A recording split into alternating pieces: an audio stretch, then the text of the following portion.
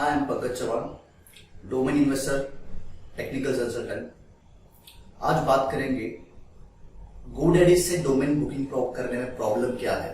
ये video special उन लोगों के लिए है जो डोमेन बुकिंग्स करते हैं।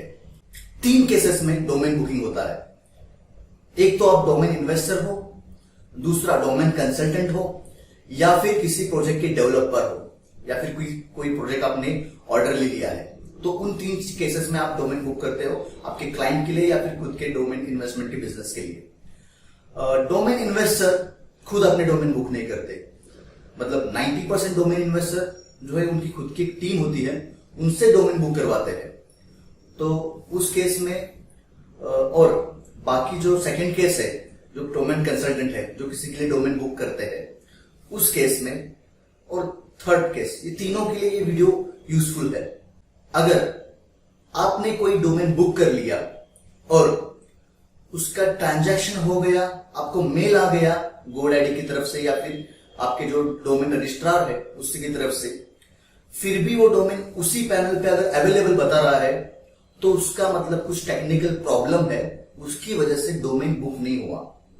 तो वो फिर से अवेलेबल बताता है।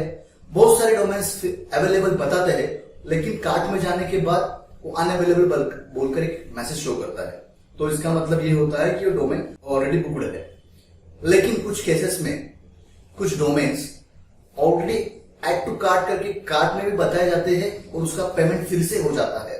जैसे कि रिसेंटली ये चीज हमारे साथ हुई है 12 जुलाई 2019। मतलब रिसेंटली बात है, 3-4 दिनों पहले की बात है। हम लोग किसी मेरे क्लाइंट के लिए डोमेन बुक कर रहे थे। तो डोमेन बुक किया हम लोगों ने, वो क्लाइंट थे डिस्टेंस में, तो उन्होंने कॉल पे बताया मुझे कि ये डोमेन बुक करना है, स्पेलिंग के साथ बताया। तो मैंने वो डोमेन बुक कर लिया GoDaddy से। GoDaddy से जैसे मैंने डोमेन बुक कर लिया, मुझे उसका पेमेंट चार्ज लगा, उसका एक ऑफिशियल मेल आ गया, पेमेंट ट्रांजैक्शन सक्सेसफुल आ गया, मेरे अकाउंट से बैलेंस डिडक्ट हो गया। ये सभी प्रोसेस हो गया। उन्होंने उसी डोमेन के बहुत सारे TLD रजिस्टर करवाए थे, यानी कि .in, .net, .org, इस तरह के कुछ बहुत सारे किए थे, .co, .in, ऐसे बहुत सारे हम लोगों ने डोमेन बुक किए थे। तो उसमें .in जो है, हम लोगों का पेमेंट होने के बाद भी मेरे पैनल पे नहीं आया। जो GoDaddy का मेरा पैनल था, उस पैनल पे शो नहीं हो रहा था। तो मैंने फिर से कंफर्म किया, देखा मैंने मेल आया था, तो उसके बाद भी फिर भी वो डोमेन मेरे पैनल में दिखाई नहीं दे रहा था। तो मैंने उस क्लाइंट, जैसे उनका क्लाइंट का कॉल आ रहा था, आपने बुक किया क्या या नहीं किया, तो मैं तो बोल रहा था उनको कि मैंने तो पेमेंट करवा दिया है, लेकिन फिर भी अवेलेबल बता रहा है। तो क्लाइंट बोल रहे थे, अरे मैंने तो तुम्हें डोमेन बुक करने के लिए बोला था और कोई बुक कर लेगा, थोड़ा जल्दी कर दो। तो मैं किया, मैंने फिर से डोमेन अवेलेबल बताया, फिर से मैंने पेमेंट किया। तो उसके बाद फिर से मेरा पेमेंट डिडक्ट हो गया, फिर से GoDaddy का मुझे मैसेज आ गया, ये डोमेन इज रजिस्टर्ड, और पैनल में फिर से शो होने लगा। तो थर्ड टाइम मैंने चेक किया फिर से, तो वो फिर से डोमेन अवेलेबल बता रहा था। तो मैंने फिर एक बार ट्रांजैक्शन किया। तो ये 3 बार मेरे ट्रांजैक्शन हुए, 3 बार मुझे चार्ज लगा सिंगल डोमेन के लिए। तो वो डोमेन था titos.in, TITTOS.in। आप कंफर्म कर सकते हैं GoDaddy से। हालांकि GoDaddy इंफॉर्मेशन नहीं शेयर करता है, फिर भी अगर कोई अनदर वे से आप कुछ कर सकते हैं तो देख सकते हैं। सेम डोमेन के लिए मैंने 3 बार पेमेंट किया, लेकिन मैंने जब कस्टमर केयर को कॉल किया तो वो लोग बोला आपने 2 बार ट्रांजैक्शन किया। तो मैंने चेक किया कि मैंने ट्रांजैक्शन तो किए थे 3 बार, लेकिन GoDaddy का बोलना था मैंने 2 बार ट्रांजैक्शन किया। तो उस केस में उन लोगों ने मुझे रिफंड भी दे दिया पेमेंट। लेकिन अगर मैं अवेयर नहीं होता और मैंने मेरे पैनल पे नहीं चेक किया होता वो डोमेन बुक्ड हो गया या मेरे पैनल के कंट्रोल में आ गया है नहीं, तो वो श्योरली वो डोमेन GoDaddy किसी और को सेल कर देता और फिर मुझे फिर से उसका प्रीमियम चार्ज देके मुझे परचेज करना पड़ता, जो कि मुझे जरूरत थी उस डोमेन की या मेरे क्लाइंट को जरूरत थी। इस चीज पे आपके क्लाइंट आपसे नाराज हो सकते हैं। और थर्ड केस मैं आपको बताता हूं, बहुत सारे क्लाइंट्स ऐसे होते हैं जो आपको कॉल्स करके बोलते हैं आप डोमेन बुक कर दो। ये मेरे पास कुछ केसेस आए थे, तो एक केस स्टडी है पूरा। बहुत सारे मेरे एक कलीग हैं, तो उनको उनके क्लाइंट्स बोलते हैं कि कॉल करके ये डोमेन बुक करना है, वो डोमेन बुक करना है। तो वो लोग उसने डोमेन बुक कर दिए, उसके अकाउंट से, जैसे कि उनका कुछ काम भी उसके पास चल रहा था, तो एक ट्रस्ट पे उसने उन लोगों के सारे डोमेन बुक कर दिए, जो कि नियरली जैसे इंस्टॉलमेंट में फिर भी 2 लाख के आसपास का अमाउंट था। तो 2 साल हुआ ये केस को। उसके कुछ स्क्रीनशॉट्स आप यहाँ पे देख सकते हो। उसी क्रेडिट कार्ड का पेमेंट जो बाकी अनअवेलेबल जो है, मतलब जो क्रेडिट कार्ड वो यूज कर रहे हैं उसमें अभी उसका माइनस बैलेंस हो रहा है। वो रीजन भी बताता हूं मैं उसका कैसे हो रहा है। उसके 2 क्रेडिट कार्ड थे, तो उन्होंने डोमेन बुक किया किसी के लिए, तो ट्रस्ट पे जैसे डोमेन कंसल्टिंग में होता है और प्रोजेक्ट डेवलपमेंट में होता है, लेकिन वो क्लाइंट सिर्फ इंटरेस्ट के लिए वो डोमेन बुक कर रहे थे, या फिर उनका बहुत सारा इंटरेस्ट है और रहना भी चाहिए। अगर डिजिटल लाइफ में आपको अगर परफॉर्म करना है तो बहुत सारे डोमेन्स आप परचेस भी करना चाहिए। लेकिन इस केस में गलती कहां पे हो जाती है डोमेन कंसल्टेंट और डोमेन बुकिंग करने वालों से। उन्होंने ट्रस्ट पे डोमेन बुक कर दिए, हालांकि उनके पास और एक कोई कार्ड भी था या उनके तरफ से भी कुछ पेमेंट होता था बीच में, तो उन्होंने उनके ट्रस्ट पे खुद के अकाउंट बैलेंस से पेमेंट कर दिया उनको। तो उसने देखो टोटल इतने अमाउंट का बहुत सारे इतने list of the domains book कर दिए थे, जो कि मैं अभी यहाँ पे पूरी तरह से शो नहीं कर पाऊंगा, ब्लर में है थोड़ा बहुत, लेकिन फिर भी आप समझ लो, एक केस मान लो आपने अगर किसी के लिए 2 लाख के डोमेन बुक कर दिए हैं और आपको आपके क्रेडिट कार्ड का 3% पर मंथ चार्ज लग रहा है और 2 साल तक उसका पेमेंट नहीं मिल रहा है और आपने रिन्यू भी कर दिया उस डोमेन को, तो आप कितने लॉस में हो ये आप समझ लीजिए।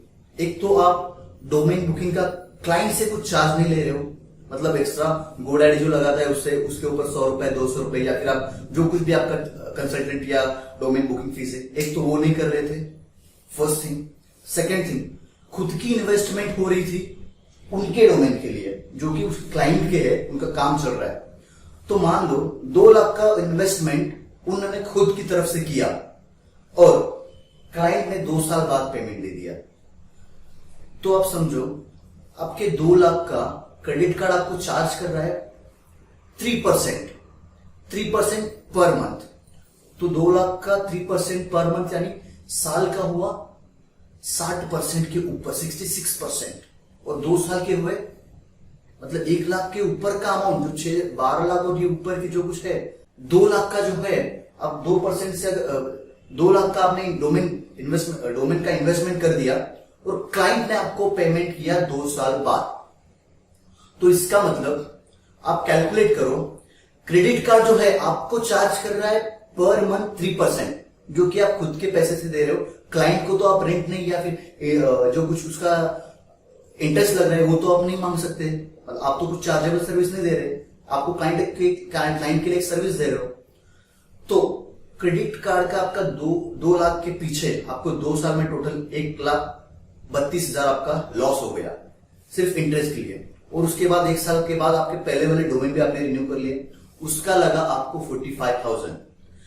तो ये जो है टोटल आप 1,70,000 के ऊपर का ट्रांजैक्शन सिर्फ उनके लिए किया आपने। अगर उन्होंने 2 लाख रिफंड भी कर दिया आपको जो बुकिंग अमाउंट है आपका, तो आपने उनके लिए सिर्फ 25,000 में 2 लाख के डोमेन बुक करके दिए, सिर्फ 25,000 में। ये आपका लॉस है, आप कोई चार्ज नहीं कर रहे हो कस्टमर से, और डोमेन का जो पेमेंट है आपको लेट मिल रहा है, तो ये आपका लॉस हो रहा है। ऐसे काम मत कीजिए, बंद कर दीजिए। अगर ऐसे कोई क्लाइंट है आपके पास तो उसका टोटल नमस्ते कर दीजिए उनको, या फिर उनके पास से कुछ क्रेडिट कार्ड ले लो और उनके डोमेन की बुकिंग करवा दो, उन्हीं के पैसों से डोमेन बुकिंग करवाना। ये most of this cases domain consultant भी कर यही चीज गलती कर देते हैं, और प्रोजेक्ट डेवलपर भी जो बल्क डोमेन बुकिंग करते हैं डोमेन कंसल्टेंट, तो उनको पेमेंट बाद में मिलता है। डोमेन इन्वेस्टर आपको पेमेंट अगर उसका प्रीमियम में सेल हो गया तो आपको कोई चार्ज नहीं देता है, आपको आपकी खुद के पैसे से आप इन्वेस्टमेंट करते हो और उसका फायदा उठाता है डोमेन इन्वेस्टर। ये तो डोमेन कंसल्टेंट की गलत बात है। तो इसमें डोमेन इन्वेस्टर प्रॉफिट कमा रहा है और डोमेन कंसल्टेंट लॉस में जा रहा है। तो ये डोमेन कंसल्टिंग का पार्ट अगर इस चीज इस तरह करते हो तो बंद कर दीजिए। तो गोडैडी का मैं अभी जैसे एग्जांपल बताता था, 2 बार मैंने चार्ज किया, उसका मैंने एक लिंक दिया है नीचे, जो कि उसका कॉल भी मैं अभी रिकॉर्डिंग यहाँ पे ऐड कर दूंगा आपको सुनने के लिए। सिर्फ उतना क्लिप ऐड कर पाऊंगा, वीडियो बहुत लंबा हो जाएगा। मैंने बहुत सारा टाइम उसमें स्पेंड किया है। तो एक तो डोमेन बुकिंग करने के लिए डोमेन जो बुक करते हैं वो कहाँ पे होते हैं, किस सिचुएशन में होते हैं, किस इन्वायरमेंट में होते हैं, फिर भी क्लाइंट का कॉल आने से उनको सपोर्ट देने के लिए डोमेन बुक कर देते हैं। उनके चाहे अकाउंट में कुछ कंपनी का कुछ लीगल जो टर्म्स होता है उसकी तरह से बैलेंस ना जाए, खुद के पर्सनल अमाउंट से जाए, सिर्फ सर्विस देने के लिए अगर हम क्लाइंट के लिए ये सब कुछ करते हैं या, लेकिन क्लाइंट कभी कभी ये नहीं समझ पाते हैं। मतलब कभी भी एक क्लाइंट का कॉल आ जाता है तो हम लोग सपोर्ट तो देते हैं, लेकिन क्लाइंट को ये कभी अंडरस्टैंड नहीं होता कि प्रॉब्लम्स क्या आते हैं। ये कॉल आप उनको सुनाइएगा जो मैं आपको लिंक में दे रहा हूं, उनको समझ में आ जाएगा डोमेन बुकिंग भी करना इतना इजी चीज नहीं है।